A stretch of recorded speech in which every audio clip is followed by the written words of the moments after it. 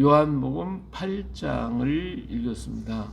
요한복음 8장에는 현장에서 가늠하다 잡힌 여인을 끌고 온 사건이 있죠. 그래서 모세율법에 이런 여자를 돌로 치라고 했는데 선생은 어떻게 하겠습니까? 라고 고발을 하게 됩니다. 자, 예수님께서 만일에 돌로 치라고 그러면 모세율법은 지켰지만 네가 지금까지 사랑에 대한 얘기했는데 너는 사랑이라고 거짓말만 하겠다라는 것이고, 돌로 치지 말라 그러면 모세율법을 어겼다라고 할 것이고, 그러니까 이러지도 저러지도 못한 그런 딜레마에 빠지게 만든 것이죠. 근데 예수님께서는 땅에다가 손가락으로 글을 쓰셨어요. 어떤 글을 썼는지는 알 수가 없지만 그러나 거기에 그 사람들의 허물과 죄악을 아마 기록하지 않았을까. 예, 이때 사람들이 와서 보고 한 사람씩 물러가기 시작을 했습니다. 그러다 보니까 노인으로부터 이제 젊은 사람까지 다 떠나가 버리고 예수님과 그 현장에 잡힌 여인과 둘만 남게 됐다라고 하는 것이죠.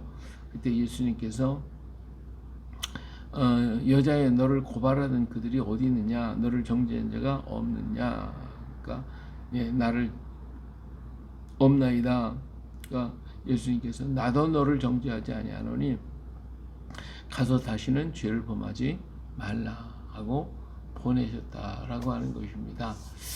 예, 여기서 보면 사람들이 양심에 자기가 잘못한 너희 죄 없는 자가 돌로 치라고 그랬는데 그때 거기 있는 사람들이 다 떠났다는 사실이에요. 여기서 우리가 알 수 있는 게 뭐예요? 의인은 없다, 하나도 없다, 모두가 다 죄인이다. 그러니까 인간은 다 죄인이에요. 누구도 그를 정죄할 자가 아무도 없다. 다 죄인이 똑같은 죄를 범하고 있다라고 하는 거예요. 겉으로만 드러나지 않았을 뿐이지 다 죄가 있다. 근데 이것을 하나님 앞에 가면 숨길 수가 없는 거예요. 숨길 수 없이 다 드러나게 됩니다. 인간 앞에서는 우리가 숨길 수도 있고 거짓말을 할 수 있고 나를 감출 수 있고 그렇지만 하나님 앞에서는 숨길 수가 없어요. 여기 있는 사람들이 중에서 몇 사람이라도 나는 죄가 없다 하고 돌을 들어서 쳤다 그러면 끝장나는 것이죠. 그러나 다 떠났어요. 왜 떠났겠어요? 예수님의 그 말씀과 기록하고 있는 그것을 보는 순간 그는 자기들의 죄가 생각났고 두려움과 떨림이 있었을 거예요. 그렇기 때문에 그들은 다 떠나버리고 말았다. 이처럼 하나님이 심판대 앞에 가서는 누구도 거짓말할 수가 없다. 다 드러날 테니까 전부 다 나타날 것이기 때문에 아무도 거기에 항거할 수가 없고 또 거기서 거짓을 말할 수가 없다라고 하는 것을 알 수가 있습니다.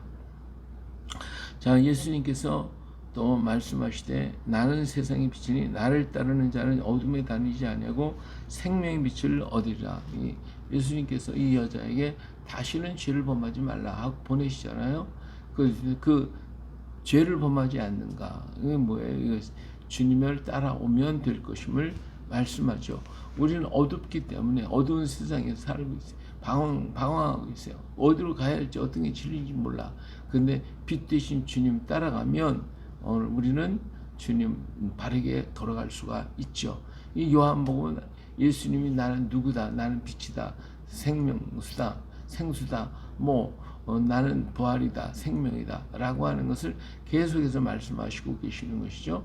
예수님은 자기 증거, 스스로 자신을 나타내고 내가 하나님이시다 라고 하는 것을 증거를 하고 계시는데 사람은 이게 맞지를 않는 것이죠. 그래서 그들은 이 문제를 가지고 계속 충돌을 하고 이것 때문에 문제가 일어나는 겁니다. 내가 나를 위해 증언하여도 내 증언이 참되다.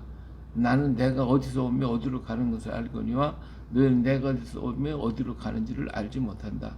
그러니까 예수님께서 스스로 증언하시는 그 자체가 자기 증언이지만 사람들은 믿지를 않는 거죠. 이 영적인 문제. 하나님, 여기 예수님께서 그래요. 나를 증언하니까 둘이다. 내 스스로가 나를 증언하고 아버지가 나를 증언하고 둘이 증언하면 되는 거 아니냐 이렇게 얘기하지만 사람들은 그것을 갖다가 믿으려고 합니까? 받아들이려고 합니까? 받아들이려고 하지를 않죠. 자, 그렇기 때문에 너희는 나를 알지 못하고 내 아버지도 알지 못하는도다. 나를 알았더라면 내 아버지도 알았으리라. 이런 얘기를 했지만 사람들이 이게 도대체 무슨 말이지 이해가 되어지지를 않는 것입니다. 자, 예수님께서 이런 얘기를 나는 내가 간다 그랬어요. 내가 간다. 너희가 나를 찾다가 너희 죄 가운데서 죽겠고 내가 가는 곳에는 너희가 오지 못하리라 그랬어요.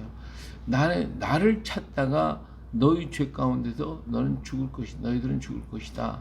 내가 가는 곳에 너희도 오지 못하리라 그랬어요. 자, 여기에서 나를 찾는다? 그러면 산다는 얘기죠. 근데 못 찾는다? 내 죄값으로 내가 죽는다. 이 무서운 얘기를 지금 하고 있는 것이죠. 24절에 그러므로 내가 너에게 말하기를 너희가 너희 죄 가운데서 죽으리라 하였노라. 너희가 만일 내가 그인 줄 믿지 아니하면 너희 죄 가운데서 죽으리라.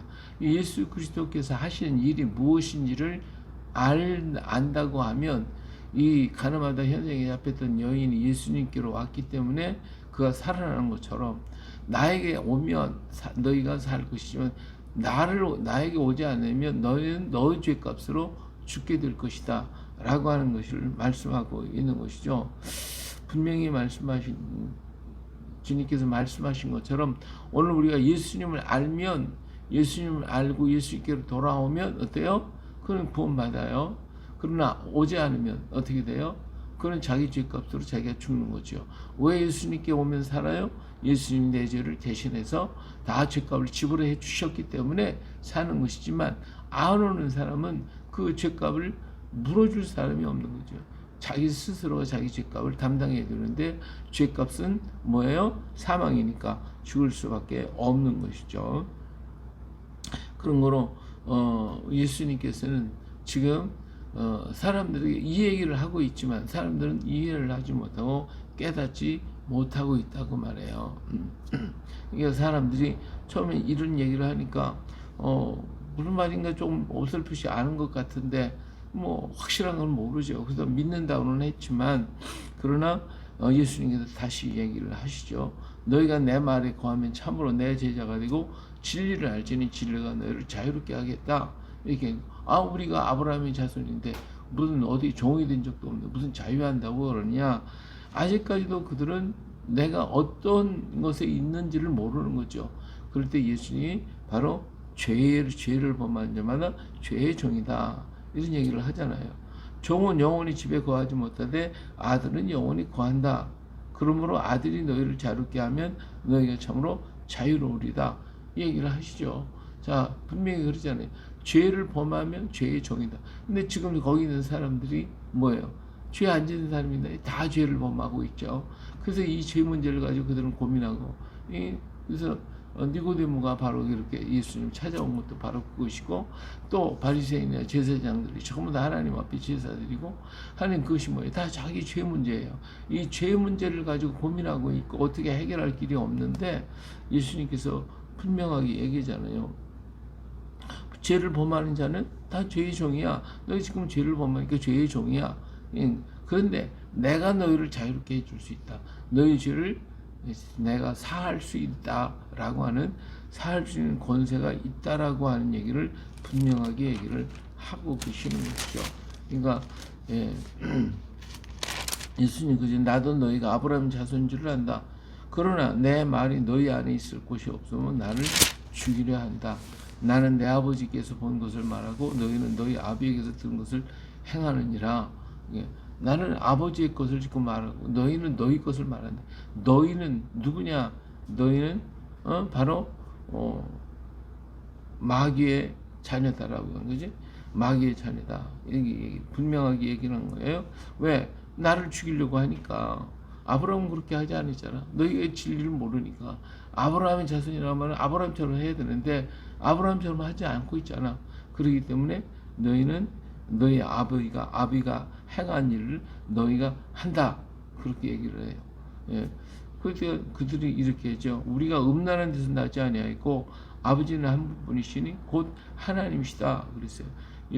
우리는 아브라함의 자손이고 우리는 민족은 다 예수 믿는 사람이고 우리가 뭐 하나님을 믿는 자고 또 율법을 지키고 우리는 경건하게 살려고 하기 때문에 그런 음란한 여인하고 달라. 우리는 음란한 뜻은 나지 않았고 정결해 이런 얘기를 하죠.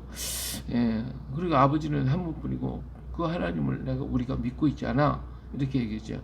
그러니까 하나님이 너희 아버지였다면 너희가 나를 사랑했으리니 이는 내가 하나님께로부터 나와서 왔습니다. 나는 스스로 온 것이 아니요 아버지께서 나를 보내신 것이니라.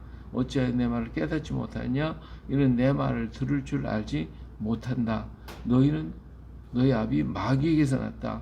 너희 아비의 욕심대로 너희도 행하고자 하느니라. 그는 처음부터 살인자요 진리가 그 속에 없으므로 진리에 서지 못하고 거짓을 말할 때에 제 것으로 말하는 이는 그가 거짓말쟁이요 거짓의 아비가 된다. 아비가 너희들이 지금 그렇게 하고 있지 않냐 이거죠. 예, 그러면서 나는 아버지 나를 보내시니까 아버지이기 때문에 나는 아버지의 말씀을 하고 있다. 나는 아버지 말씀을 하고 있다. 그리고 너희 중에 누가 나를 죄로 책잡겠냐? 내가 진리를 말하는데 너 어찌하여 나를 믿지 아니하느냐? 하나님께 속한 자는 하나님의 말씀을 듣나니 너희가 듣지 아니하면 하나님께 속하지 아니했다. 이렇게 분명하게 얘기를 합니다. 그랬더니 사람들이 너 저거 귀신 들렸네 저거 이상하네 저거 말하는 게 우리 보고 귀신 들렸다. 마귀에게서 났다 그러고 자기만 옳다고 그러고 이게 저거 미쳤구나 저거 정신 이상하네. 그래서 여기에 유대인들이 우리가 너를 사마리아 사람이라 또는 귀신 들렸다는 말이 옳지 않냐 얘기하죠. 그러니까 예수님 나는 귀신 들린 것이 아니라 오직 내 아버지를 공경한 거를 너희가 나를 무시한다 이렇게 얘기를 하고 계시죠. 그러면서 사람이 내 말을 지키면 영원히 죽음을 보지 아니하리라. 그랬더니 유대인들이 저봐 미쳤잖아. 아브라함도 죽고 모든 사람이 다 죽었는데 그런데 저는 안 죽는다? 그러니까 사람이 내 말을 지키면 영원히 죽음을 맛보지 아니라. 그러니까 아니 우리 조상 아브라함보다 네가 크냐? 선지자들도 죽었고 아브라함도 죽고 다 죽었는데 안 죽어? 그러니까 너 저거 미친 거야 저거 미친 거야 하고 이렇게 계속해서 믿지를 못하는 것이죠. 알지를 못하고 깨닫지 못하는 거죠. 그러면서 예수님은 내가 내게 영광을 돌리면 내 영광이 아무것도 아니거니와 내가 영광을 돌리시는 이는 내 아버지시니 곧 너희가 너희 하나님이라고 칭하는 그이시니라 했어요. 하나님이 나를 영화롭게 하시고 나를 알고 계시고 나를 들어주시고 계신다. 그러면서 너희 조상 아브라함은 나의 볼 때를 보고 볼 것을 즐거워하다가 보고 기뻐하였다. 아브라함은 바로 내가 온다고 하는 사실을 대해서 그것을 바라보고 기뻐했다. 그러니까 아니 저거 미쳤네 저거. 아브라함보다 지가 나이도 50도 안 된 게 아브라함보다 먼저 있었다라고 하네. 이런 얘기를 할 때 전부 다 믿어지지 않는 거예요. 그런데 예수님께서 그들에게 진실로 너희에게는 아브라함이 나기 전부터 내가 있었다니까. 저거는 완전 정신 이상해. 저건 미친놈이고 저건 귀신 들리냐고. 그러니까 돌을 들어서 때리려고 하는, 죽이려고 하는 이런 현상이 나타날 수밖에 없었겠죠. 그래요. 하나님의 것과 우리 인간의 것이 어찌 합쳐질 수가 있겠어요?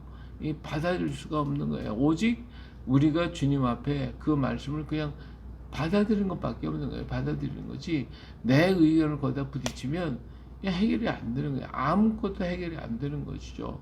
어떻게 우리가 하늘의 것을 알 수 있냐 이거야. 땅의 것을 말해도 알지 못하는데 하늘의 것을 어떻게 우리가 알고 이해할 수 있냐 그거죠. 그러니까 우리는 무조건 영접하는 것밖에 없어. 받아들이는 것밖에 없는 거예요. 그럴 때 그 안에 거하게 될 때에 그 말씀이 나를 주장하고 나를 새롭게 하고 나를 깨우쳐서 내가 그 말씀을 알 수 있도록 만들어 주신단 말이죠. 그렇기 때문에 나에게 오라는 것이고 믿으라는 것이고 영접하라고 하는 것입니다. 주님은 빛이에요. 그 빛이 오늘 우리들에게 비치게 될 때에 모든 것을 깨달을 수 있게 되는 것이고 성령은 그러기 때문에 우리의 하나님의 깊은 것까지도 알고 계시고 그것을 우리에게 가르쳐 주시기를 기뻐하신다라고 하는 것입니다. 그래 오늘도 주님의 말씀 그대로 내가 그 안에 들어가서 그 말씀이 나를 변화시키고 나를 새로워지도록 내 자신을 그 말씀 앞에 맡기고 그 뜻 가운데 걸어가는 오늘 우리 모두가 되시기를 주의 이름으로 축원합니다. 할렐루야.